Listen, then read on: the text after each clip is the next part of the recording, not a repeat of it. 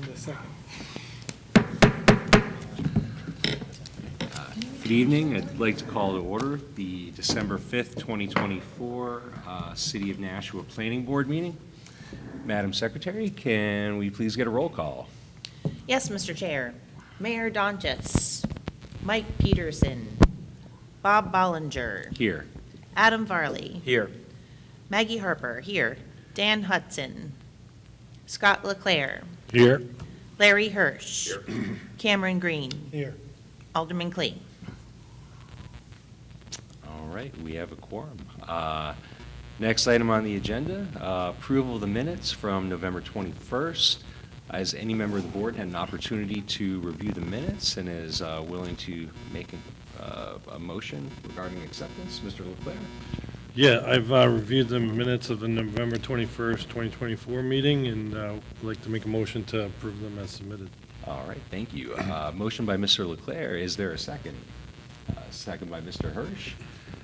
Any further discussion? All those in favor? Opposed? One abstention. Motion passes with one abstention. Thank you. Next item on the agenda, communications. Scott or Sam, anything new come in? Nothing other than the continuance request for the loan case on the agenda. All right, thank you. All right, next, report of chair, committee, and liaison. Ms. Harper, anything to report on today? I do not have anything to report, Mr. Chair. All right, excellent. All right. Moving on to regular cases. Under old business site plans, we have none. New business site plans, we have none. Moving along to other business. Review of tentative agenda to determine developments of regional impact. There are none, which leads us to item number 2, Board of Aldermen referral O-24042, amending the land use code regarding unrelated household occupancy in single-family dwellings. Sam, I imagine you'd like to give a little spiel on this one?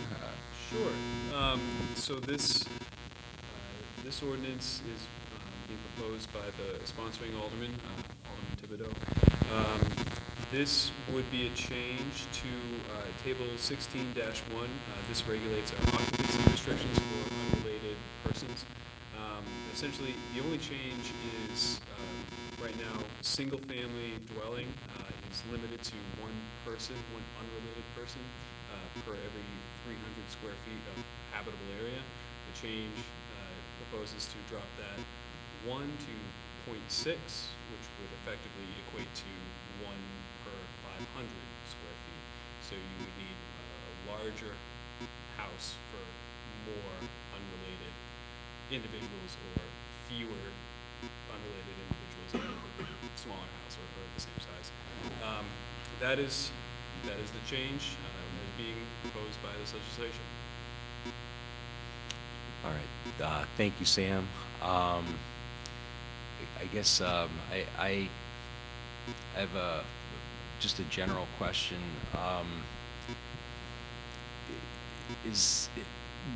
Can you talk a little bit about the impetus behind the change? I realize it's just a strike through of one number for another, but just in terms of context. Sure. So there was a case that came before the zoning board, 16 Archery, where I made a determination that a sober living facility, this is not a halfway house where people are living together as an unrelated household, which we define in our code. There's no treatment taking place, it's just unrelated people living together.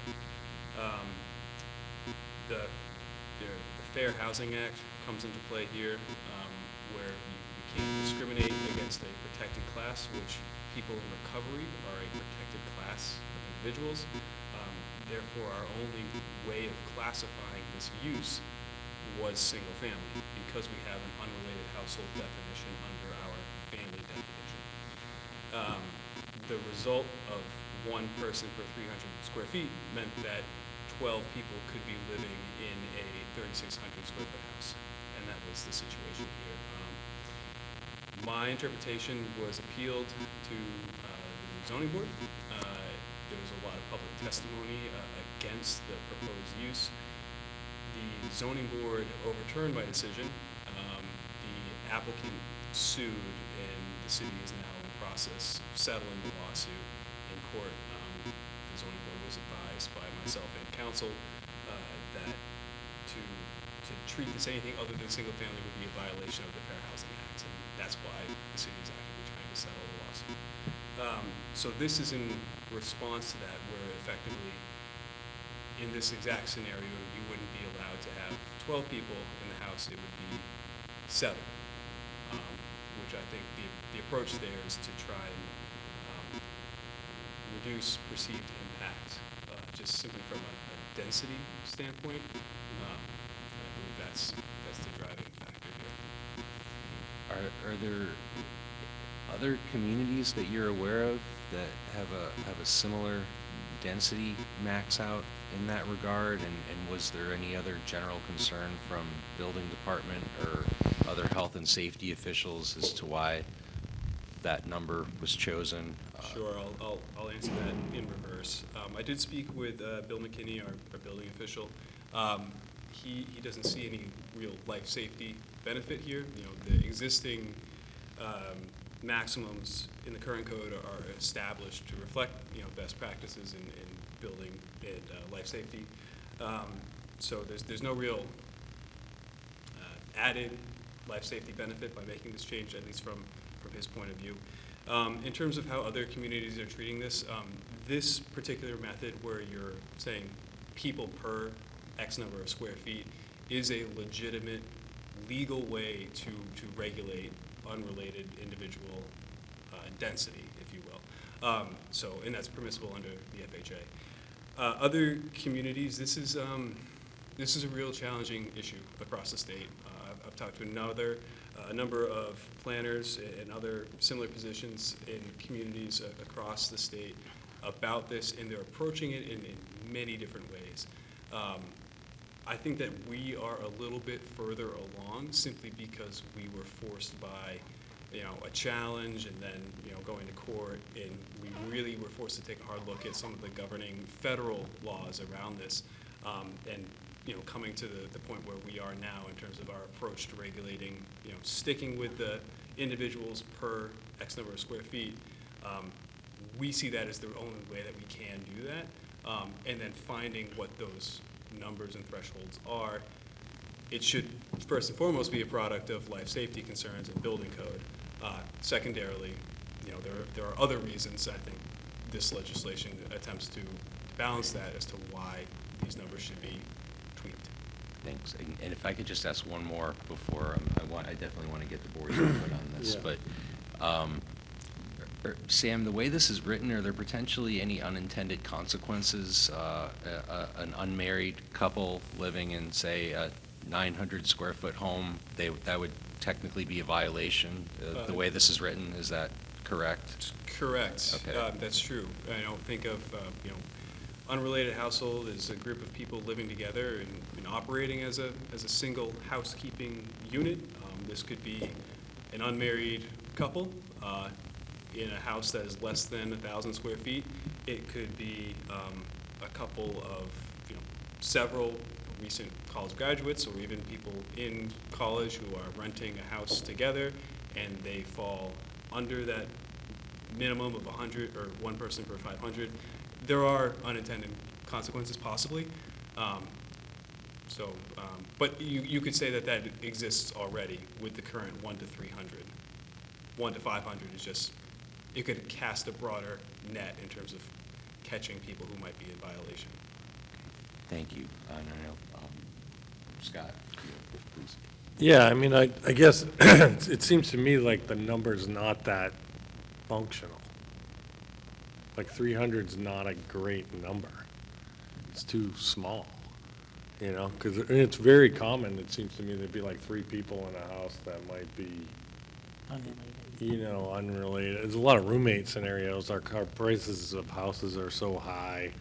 stuff like that, you're talking 1,500 square feet for 3 people. That's a pretty good sized apartment. It's a large apartment, Most of them are actually. like 11 or 12. So to me, it seems like it's not a well-thought-out process.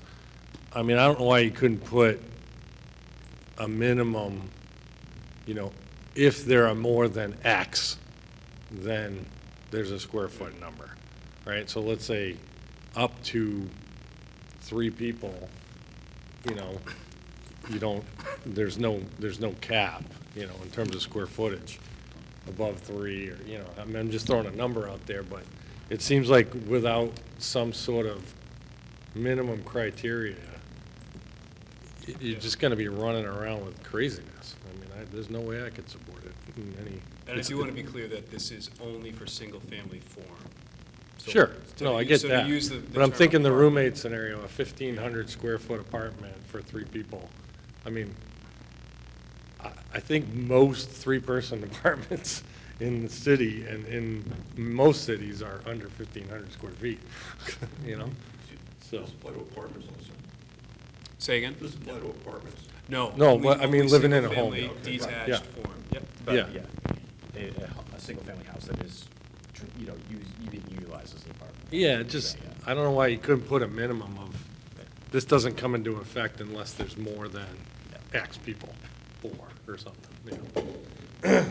Maggie, go ahead. I'm just curious if it was considered, like, the number of actual legal bedrooms rather than square footage.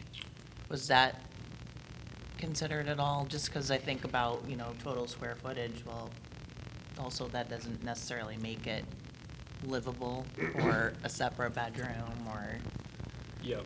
Yeah, we did talk about that. In this case, at 16 Archery, touched that, where they were, you know, they had to get a building permit because they were making changes to rooms, creating rooms, with demising walls, and, you know, saying, all right, it's gonna be two beds per room, so they created 6 bedrooms, where I think there were originally 3.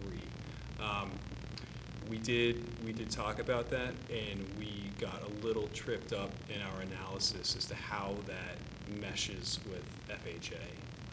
It's clear that in the Fair Housing Act that there is a standard and an Right. accepted practice of X per X number of square feet. Approaching with bedrooms, we hadn't really landed on a firm answer as to whether or not that is FHA compliant. But it is something that we probably should keep chasing down. I think effectively, though, you end up in the same situation, whether, you know, but then you get into the point where, well, what if people are sharing a bedroom or sharing a bed? You know, now you have 2 people, but that number can change, and does that change with families? You know, there's different cultural implications and things like that. People Certainly. are an easy number to count. Adam? Yeah, so first, just a general comment, I agree with Scott. I think it seems to me like this was an immediate reaction to a particular instance, and it just seems premature, like you said, not as well thought out as I think it needs to be, and so I think what ultimately this needs is more time, more thoughtfulness in terms of, you know, what maybe the appropriate standard should be, and one that's based on objective criteria rather than just, oh, this particular use in this particular location was unpopular, so let's apply sort of like a generalized standard. And then I guess a question, Sam, a 2-part question. Do we impose any sort of limitation that's similar for related persons in a household? And then the second part of the question is, how do we define unrelated in the ordinance? Sure. So the first part, you know, is there a similar standard for related people? No, there isn't. This table is strictly for unrelated people. And your second part was how families. How do we define unrelated? Unrelated, an unrelated household is a household not conforming to the definition of a family. I'll read family. Okay. Family, an individual or 2 or more persons related within the 2nd degree of kinship or by marriage or adoption living together as a single housekeeping unit, including necessary domestic help such as nurses or servants, not to exceed 3 in number. So secondary, so we could have cousins. You could grow this family to a pretty significant number, Yeah. yes. So, I mean, that's another element of this. It's like you could have a you know, a 1,000 square foot house here, where it's like, oh, well, you can't have, or 900 square foot house, you can't have 2 unrelated persons, but you could have 15 family members with a whole bunch of cousins. Well, doesn't it also seem like this, like essentially outlaws like tiny homes? I I mean, mean, that and. almost every tiny home is under 1,000 square feet, you know, I mean, I don't know, can we even do that? Well, you are touching what I am most concerned about is Yeah. how this approaches the affordability question. In a detached form, we're mandating more house for unrelated people. You know, and if we want to encourage through the new code or through other incentive means, a detached form of either rental or ownership, and it becomes a product that is smaller in size, is more affordable, the true starter home, and now we're asking that to be larger than may otherwise be necessary. I think that's a significant unintended consequence, possibly. Yeah. Other questions? Is Mr. the Green? current square footage enforced anyway now, or is it only enforced when brought to the zoning board? It's both, I will say. When someone is coming forward with a proposed use, we make sure that they're compliant with this. In terms of, we have over 90,000 people in the city, so many dwelling units. Constant enforcement is very difficult. It is primarily complaint-driven. When we are made aware of an issue, an occupancy issue, we do have this table to turn to and say, look, you're in violation of this, and here's how many people you can have based on, we'll pull up the tax card, here's your livable area, this is how many people you can have. Yeah, kind of echoing your guys' point, if we can have it like unlimited family members essentially, but only 3 people and whatever setup, it seems like a very strict regulation for not a lot of benefit to the city. So, It's a little discriminatory. What would be the impact on existing situations going forward? Does that impact any prior living arrangements? No. Only new situations come before the planning board? Yeah, there's a grandfathering element here. I don't, Scott? it just seems really simple to me to put a minimum number before you kick this in. It doesn't even seem like that's that complicated. Yeah. You know, not that I would dictate the number to the alderman, but I think it's something like 4 or something, you know what I mean? Like, you don't kick in any kind of unrelated square footage requirement until you're over a certain amount of people, you know? I do like that idea. That's kind of seems very simple to me. And would you suggest that there's a minimum across the board, we'll use 4 just for discussion's sake, Just pick a number. and then your, 0.6 per 300 would kick in on top of that? On top of that, yeah. I see. Yeah, I mean, that kind of clears up like 99% of any of the unintended consequences, I think. You know, Hmm. still kind of serves the same kind of end use, you know, for some of these larger facilities that have unrelated folks, probably too, but it doesn't sort of cause issues with the 3 roommates trying to get into a house that's, 1,200 square feet. That seems pretty reasonable to me, you know? Would this impact college dormitories or a separate classification? That's a separate class. There's a dormitory listing in that. There's a whole bunch of, bed and breakfast, duplex and townhouse and apartments are also in here. Apartment, I will say, is 1.5 per 300. Apartment houses can be quite large. I was looking at one, it was over 5,000 square feet, and then you apply this, I mean, you're looking almost 30 people, which in that case is pretty significant. Yeah. But I think that some of these numbers might have been drafted without any real significant analysis and case studies. But I think single family is the most sensitive topic. Sure. But I like the idea of guaranteeing a minimum level of usage before this is applied. And maybe that number is dropped, and maybe the ratio is dropped further, but I think that is probably a good approach. And I would just say, I mean, understanding, Sam, your point about single family maybe being more sensitive, it seems to me that if we're gonna look at this, we should look at it comprehensively, right? And not say, well, we're just gonna, again, in a sort of discriminatory fashion, let's pick on this one class because of one particular potential use and try to regulate that. I mean, it seems to me that the Board of Aldermen should look at, like, you know, holistically, what are the purposes behind these standards? What are we trying to achieve? And is there a better way to do this for all types of uses? To Scott's point, you know? Yeah, I mean, it seems what's written is like actually not consistent with our master plan. It's literally not. It's like going the opposite of what our master plan says. Right, get less. That seems things, yeah. bad. Yeah. Yeah. We have raised this very specific issue with our code consultants, who have had exposure all over the country with this exact issue.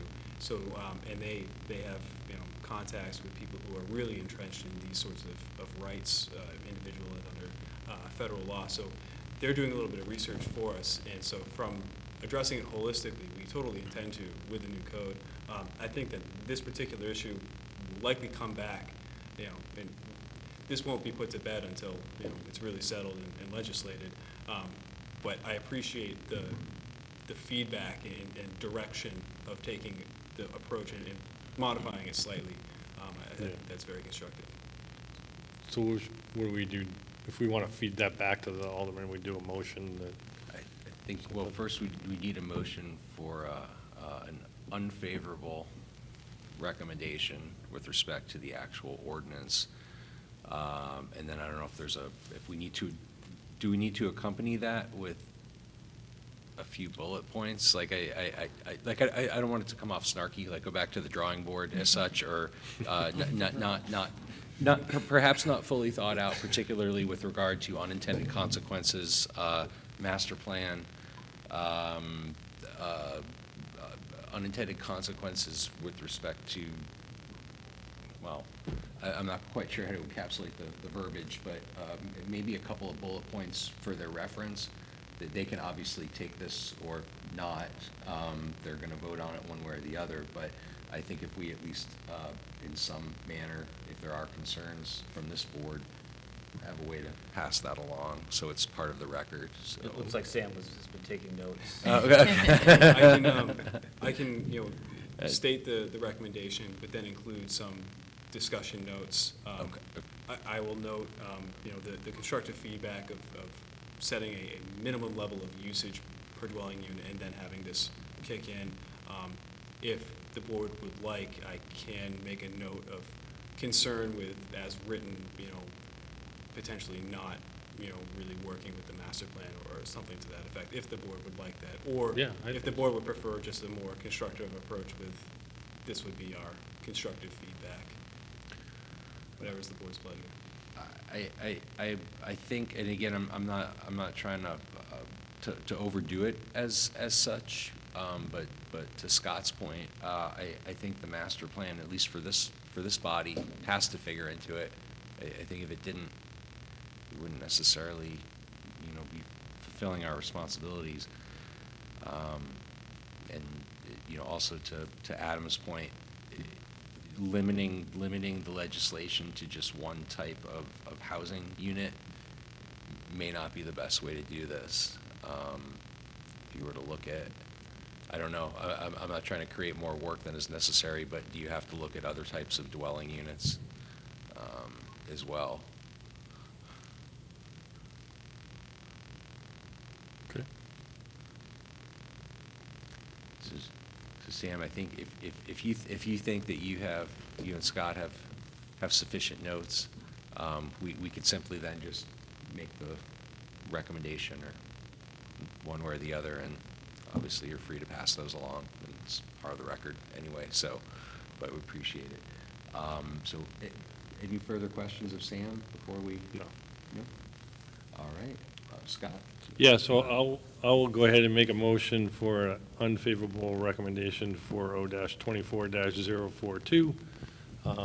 And I'll add to it that we recommend the Board of Aldermen, review the meeting notes from this meeting for additional information. All right, thank you. All right, we have a motion by Mr. Leclerc, a second by Mr. Green. Any further discussion? All those in favor? Aye. Motion passes unanimously. All right, thank you all for your input on that. Discussion items, obviously there's one after this, but one quick administrative note. Leadership positions for next year. I'm not going to put anybody on the spot tonight, but if you're interested, obviously myself, Adam, Maggie, I'm interested in continuing if you'd like to have me. But I won't force Adam or Maggie to say anything tonight. But if you have questions, thoughts, or whatnot, please, you can reach out to me. I think we all have everybody's email at this point. You can reach out to Sam, but I think at our meeting on January 9th, we'll have to formalize those positions for next year. So we'll give you something to think about over the fun holiday season. So, Great. But all right. Anybody have anything else? Nope. I No. have one quick Oh. bit of good news. I believe I told the board we were applying for a HOP grant, a second round. The first round was to supplement our budget for the land use code update. The second round was to get some funds to do our site plan and subdivision regulations, and also possibly develop some pre-approved ADU plans that people who want to build an ADU could just come to the building counter and they're already stamped and they're good to go. We were awarded that. We received the notice yesterday.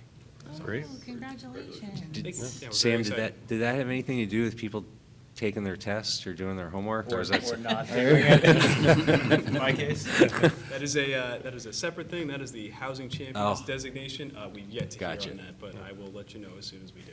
All right, well done. Thank you for pursuing that. Yeah. All right. If there's nothing else, looking for a motion to adjourn. Ms. Harper? Yes, Mr. Chair, I'd like to make a motion to adjourn. All right, do you have a second? Mr. Green, all right, all those in favor? Aye. And we are adjourned at 7:28.